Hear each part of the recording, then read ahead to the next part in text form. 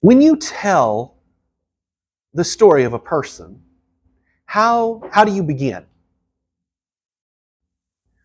Where do you start when you are unfolding the narrative of a person's life?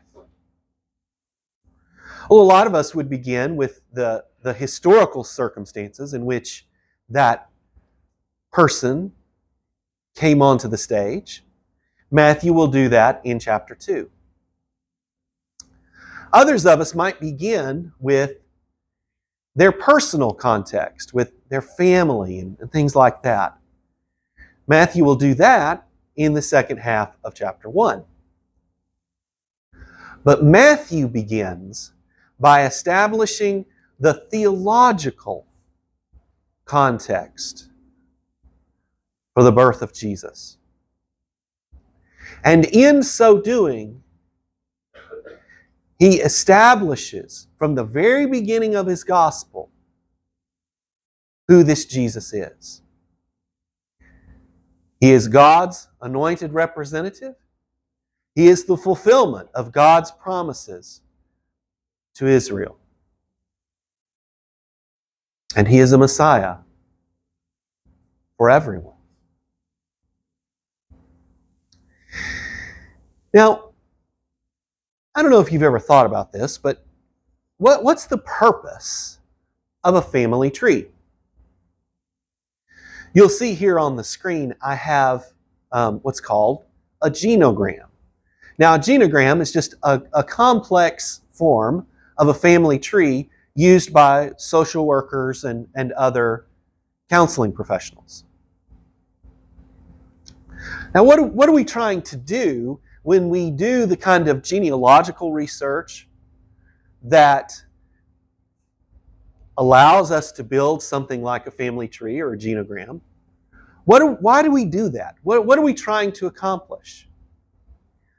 Well, whether we know it or not, we're trying to learn something about ourselves.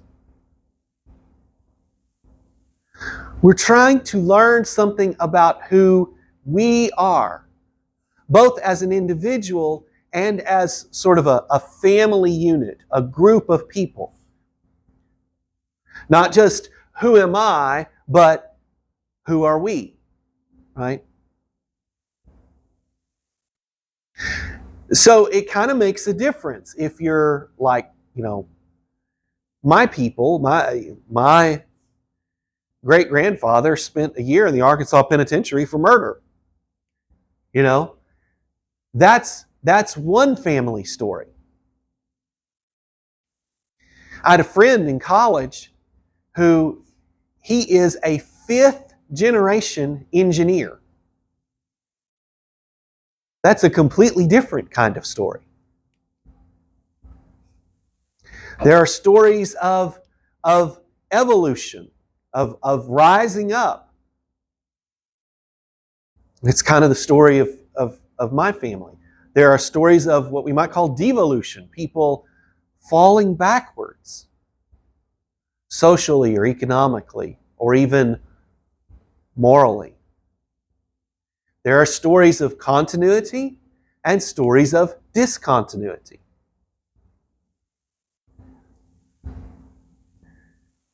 And all of these stories help us understand how we became who we are. Now, if that's true in our time, it is even more true in first century Palestine. People in Jesus' day cared deeply about a person's family heritage. Now, they didn't know all the scientific stuff that we do about how patterns of behavior, patterns of thinking, patterns of perceiving are shaped by our family of origin. They simply made the assertion that you are who your father is, and your father was who his father was. If you come from scoundrels, you're probably a scoundrel. If you come from nobility, you're probably noble.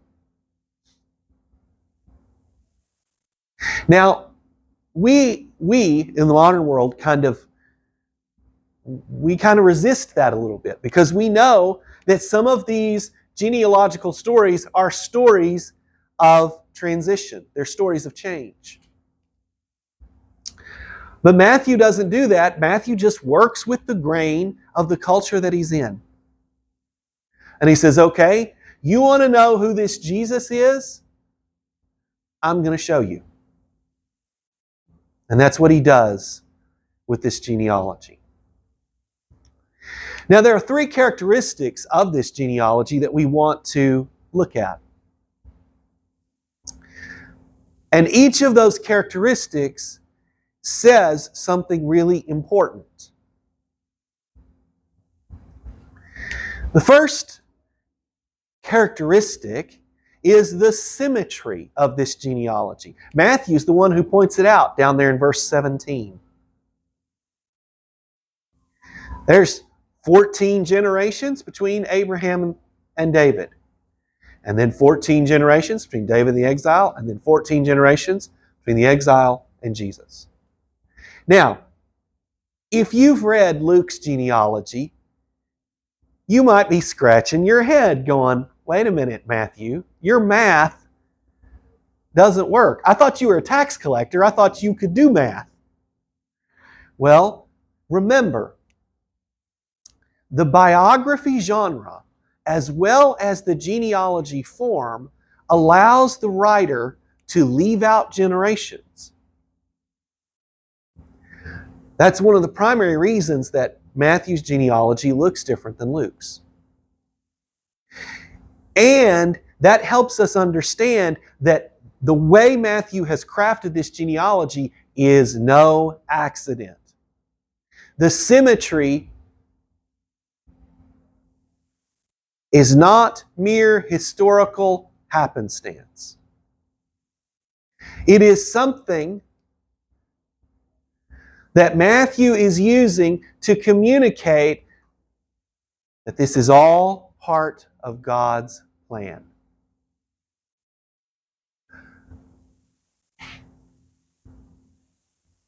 The second characteristic of this genealogy is the luminaries that are in this list. Jesus comes from an illustrious heritage.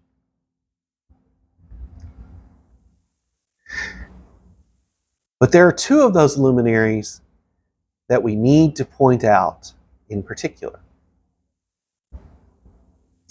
Matthew points them out himself right there in verse 1.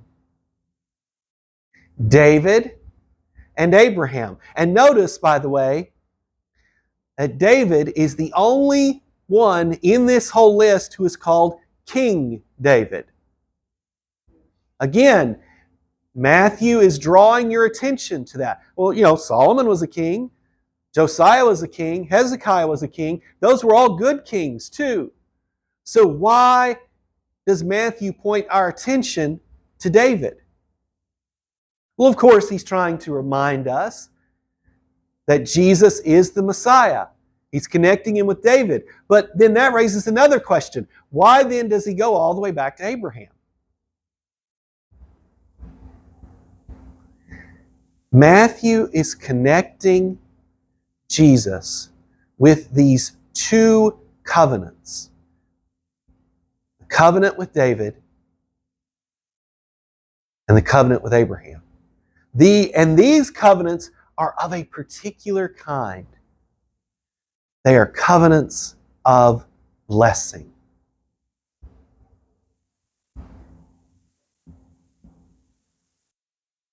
So you've got this very strong connection here.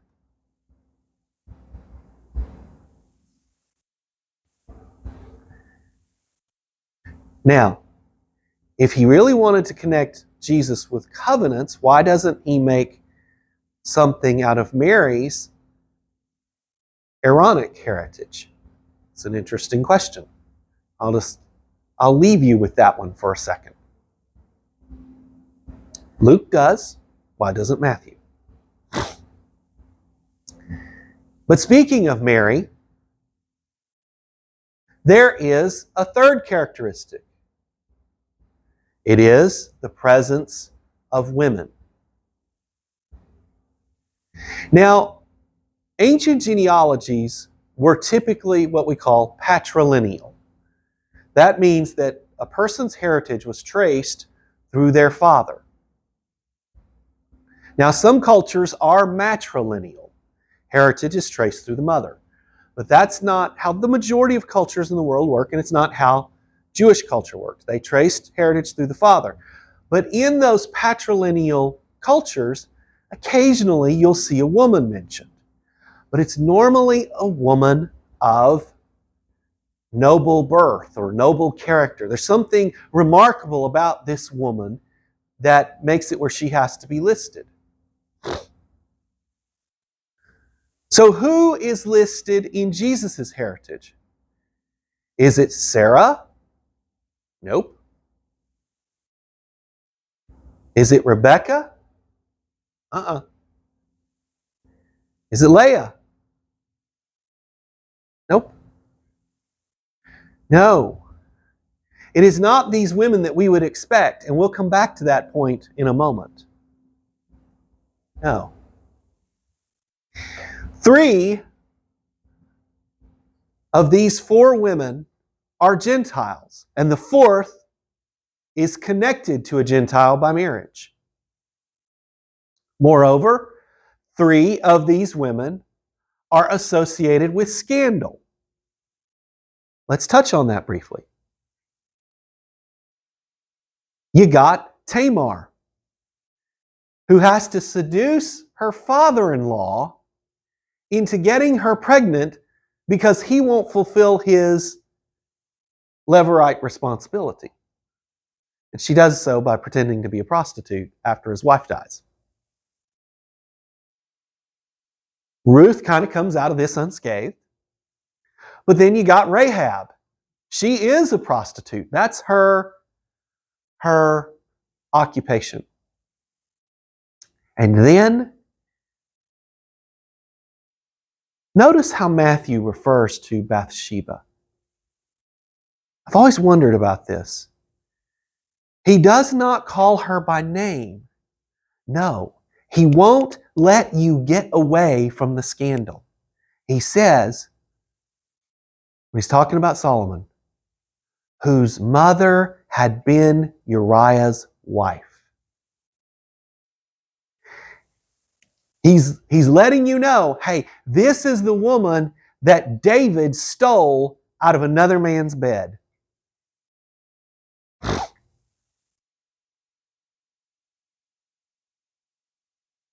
He's accenting right up front the universality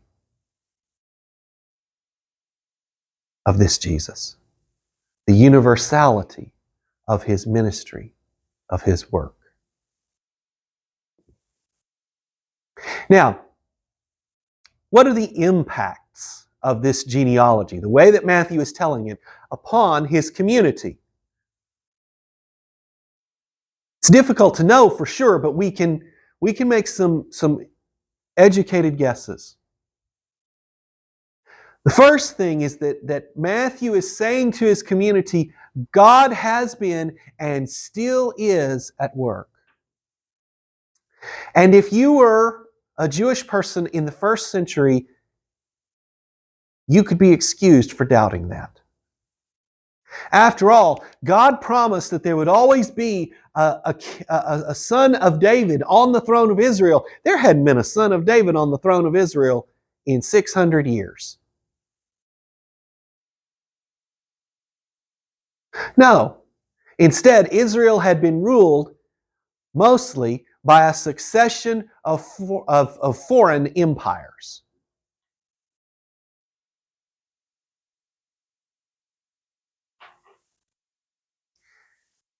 And when this gospel was written, as we talked about last week, the center of Jewish identity and religious life had been burned to the ground.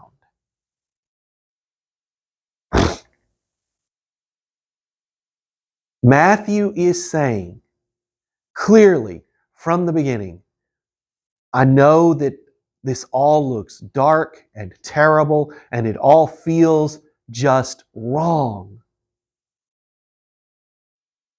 But God is at work. He has been at work and He still is. The next thing that I think Matthew hoped to impress upon his readers is Jesus is one of us. He's not an outsider. He's not somebody from somewhere else. He is one of us. Notice on the screen, I've got that in quotes. Because I'm not speaking there from the standpoint of humanity. I'm speaking from the standpoint of a first century Jew in Matthew's community. Matthew is saying to them, Jesus is one of us.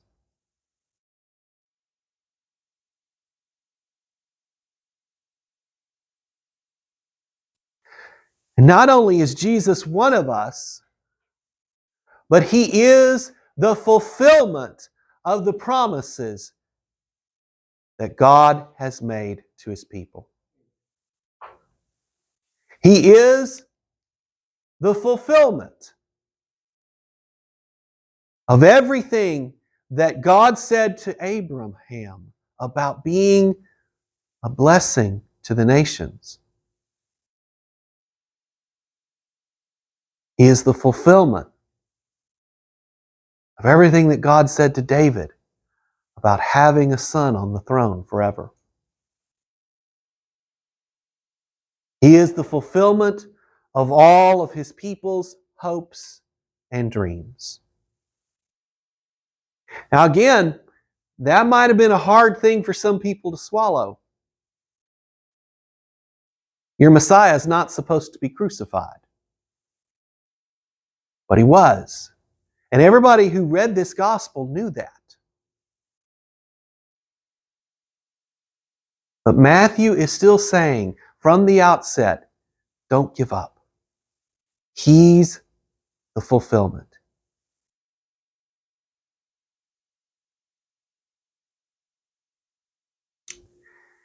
But now to this final point. You know, sometimes when you're reading Matthew's gospel, you have questions about, well, what does Matthew really think about the Gentile mission?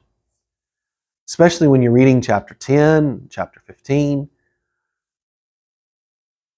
But from the very beginning, Matthew is building the foundation for his assertion that Jesus is for everybody, even people we might not expect. Remember what we've already said about these women. And of course, Mary has her own scandal, which we're about to read about. Of course, it's not scandalous in the absolute sense, but you try telling your parents that you conceived immaculately and see how they react. That's not going to go well around the local high school. You know, people are going to say, yeah, right. Yet this Jesus is for everybody. He's for people like Mary who have experienced some miraculous thing happen in their life that nobody else believes. He is for Gentiles. He's for sinners like David.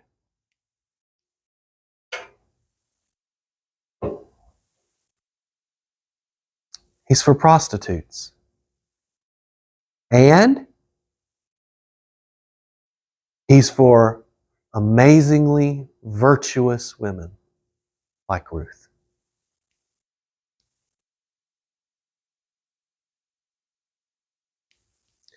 Now, as we think about this genealogy,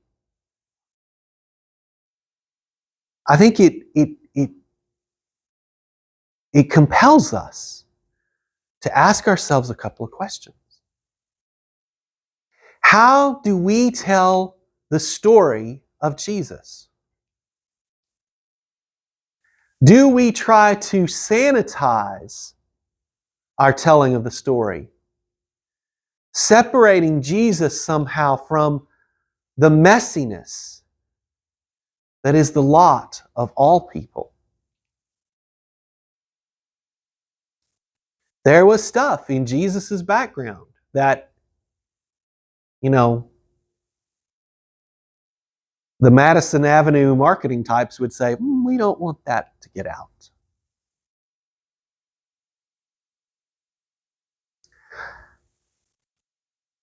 Here's another question. How do we present ourselves to God? Do we hide from God those most broken parts of ourselves,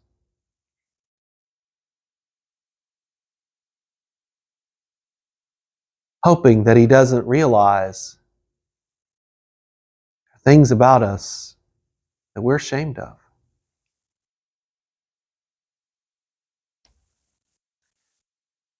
Jesus wasn't ashamed of His heritage, but there were things in His heritage that would have caused shame to be heaped upon Him. Now, we said last week that Matthew carefully crafts his telling of the story of Jesus, but unlike modern day politicians who tell their story with only the good parts, Matthew tells his story of Jesus intentionally and honestly. He looks the shame in Jesus' background full in the face and doesn't blink. He makes these extraordinary claims about who Jesus is, while at the same time acknowledging the other part of the story. This bringing together of the glorious with the ordinary has the potential to reshape the way we see Jesus, the way we see ourselves, and the way that we see God.